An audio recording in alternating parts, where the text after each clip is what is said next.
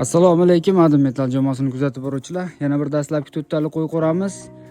Andijon Xonobodga yetkazib olib berdik. Bu akamiz o'zlari Rossiyada ekanlar, через internet shu Instagramda kuzatib, ikkitaligidan boshlab 5 taligacha qilgan ishlaringizni ko'rib, menga o'sha to'rttaligi tomli variantda, razborka, zborka holatda yoqdi dedilar.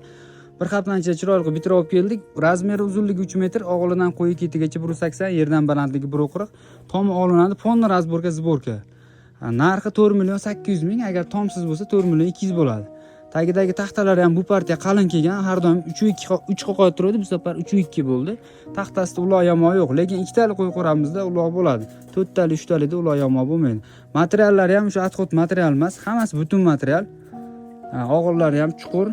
Sifat har doim bizda birinchi o'rinda. Qo'y bo'ynini qirib qo'ymaslik uchun vibralar qadab akkuratni cho'tq qilib yasab berdik. Suv paqirlarigacha udobstvasi bor, peregorodkalar olinadi.